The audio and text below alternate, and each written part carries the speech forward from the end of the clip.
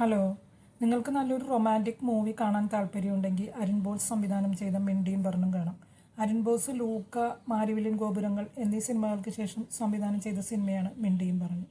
നല്ല ഇങ്ങനെ ശാന്തമായിട്ട് ഒഴുകുന്ന ഒരു പ്രണയകഥ. വലിയ ബഹളമോ വലിയ ട്വിസ്റ്റോ ടേണോ ഒന്നുമില്ലാതെ ഇങ്ങനെ സിനിമ സൂചിപ്പിക്കുന്നത് പോലെ തന്നെ മിണ്ടിയും പറഞ്ഞും നമ്മളിലേക്ക് എത്തുന്ന ഒരു ലവ് സ്റ്റോറിയാണ് ഈ സിനിമ.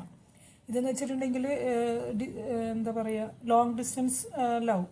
അത് ശരിക്കും നമുക്കിതിൽ അതിൻ്റെ ആ ഒരു ഫീലിങ്സും അവരുടെ വിഷമങ്ങളും എല്ലാം നമുക്ക്, അവരുടെ സ്നേഹവും അതിൻ്റെ വീർപ്പൂട്ടലുകളെല്ലാം നമുക്ക് ഈ സിനിമയിൽ കാണാം. എനിക്ക് വർക്കായ ഒരു സിനിമയാണ് മിണ്ടിയും പറഞ്ഞു.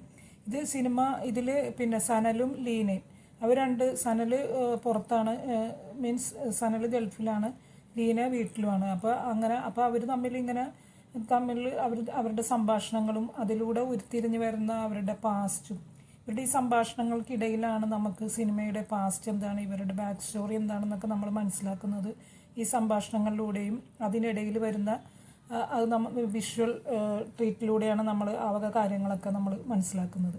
ഇത് ശരിക്കും പറഞ്ഞാൽ ഇത് കട്ടപ്പന, ഇടുക്കി ആ സൈഡിലൊക്കെയാണ്, ഇത് ചെറുതോണി ആ സൈഡിലൊക്കെയാണ് ഇത് കാണിക്കുന്നത്. അപ്പോൾ ശരിക്കും പറഞ്ഞാൽ അതൊക്കെ കാണാൻ ഭംഗിയുള്ള ഭൂപ്രദേശങ്ങളാണ്. പക്ഷേ എന്താ പറയുക, കാലാവസ്ഥയിൽ ഒരു വ്യതിയാനം ഉണ്ടായ ആ പ്രദേശങ്ങളിലെ ജനങ്ങൾ അനുഭവിക്കുന്ന ആ ഒരു വീർപ്പൂട്ടിലും അവരുടെ വിഷമങ്ങളും ആദികളും അതും നമുക്ക് ഈ സിനിമയിൽ കുറേയൊക്കെ നമ്മളിലേക്ക് എത്തിക്കാൻ ഈ സിനിമക്ക് കഴിഞ്ഞിട്ടുണ്ട്. പിന്നെ ഇങ്ങനെ സെൽഫ് ഡിപ്പെൻഡൻ്റ് ആയിട്ടുള്ള ഒരു പെൺകുട്ടി, അവളുടെ പരിശ്രമങ്ങൾ, അവൾ സ്വന്തമായിട്ട് നിലനിൽപ്പിന് വേണ്ടി അവൾ ചെയ്യുന്ന കാര്യങ്ങൾ, പിന്നെ പൈസ ഉണ്ടാക്കാനും മറ്റും കുടുംബത്തിനെ സപ്പോർട്ട് ചെയ്യാനൊക്കെ അവൾ ചെയ്യുന്ന കാര്യങ്ങൾ, അങ്ങനെ ബോൾഡായിട്ടുള്ള ഒരു പെൺകുട്ടിയുടെ റോളാണ് ഇതിൽ അപർണ ബാലമുരളി ചെയ്തിട്ടുള്ളത്. അപർണ നന്നായിട്ട് തന്നെ ചെയ്തിട്ടുണ്ട്. അതേപോലെ ഉണ്ണി മുകുന്ദനും അവരുടെ ആ സംഭാഷണങ്ങളും അവരുടെ പരസ്പരമുള്ള പിന്നെ കെമിസ്ട്രിയൊക്കെ ശരിക്കും എനിക്കിതിൽ നല്ല വർക്കായിട്ടുള്ളതായിട്ടാണ് തോന്നിയത്.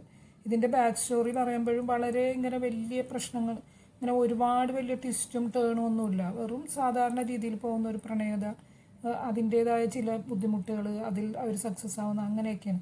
പിന്നെ ഈ സിനിമ എന്ന് പറഞ്ഞിട്ടുണ്ടെങ്കിൽ ഹെൻറിയുടെ ഗിഫ്റ്റ് ഓഫ് മാഗി എന്ന് പറയുന്ന ആ ഒരു ചെറുകഥയുടെ സ്വതന്ത്രാവിഷ്കാരമാണ്. അപ്പോൾ ഒരു ചെറിയൊരു സസ്പെൻസ് ഇതിൻ്റെ അവസാനം ഈ സിനിമ നമുക്ക് വേണ്ടി ഒളിപ്പിച്ച് വെക്കുന്നുണ്ട്. ശരിക്കും പറഞ്ഞാൽ ഇത് നമുക്ക് ആ ഒരു ലാസ്റ്റൊക്കെ വരുമ്പോൾ ഇതിൻ്റെ ആ സസ്പെൻസും അതിൻ്റെ ഇതൊക്കെ ശരിക്കും നമ്മളും അനുഭവിക്കുന്നുണ്ട്. ഒരു ടെൻഷനും അതിൻ്റെ ആ ബുദ്ധിമുട്ടുകളും എല്ലാം നമ്മളിലേക്കും എത്തിക്കാൻ ഈ സിനിമക്ക് കഴിഞ്ഞിട്ടുണ്ട്. പിന്നെ അതേപോലെ ഇവരുടെ സംഭാഷണങ്ങളിലൂടെയാണ് ഇവരുടെ സ്നേഹവും ഇതുമൊക്കെ നമ്മൾ മനസ്സിലാക്കുന്നത്. അതും ആ ഡയലോഗുകളിലൂടെ നമ്മളിലേക്ക് എത്തിക്കാനും അവരുടെ ആ വികാരങ്ങൾ നമുക്ക് മനസ്സിലാക്കാനും ഒക്കെ ശരിക്കും അവരുടെ ആ ഡയലോഗുകൾക്കും കഴിഞ്ഞിട്ടുണ്ട്. അതുപോലെ തന്നെ ഉണ്ണിയുടെയും അപർണ ബാലവനുടെയും പ്രകടനങ്ങളിലൂടെയും നമുക്ക് ഈ സിനിമയിൽ കഴിഞ്ഞിട്ടുണ്ട്.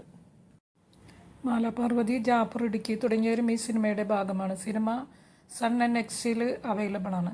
ഇതൊക്കെയാണ് എനിക്ക് ഈ സിനിമയെക്കുറിച്ചുള്ള അഭിപ്രായങ്ങൾ. നിങ്ങൾ കണ്ടവരുണ്ടെങ്കിൽ നിങ്ങളുടെ അഭിപ്രായങ്ങൾ പങ്കുവയ്ക്കുമല്ലോ.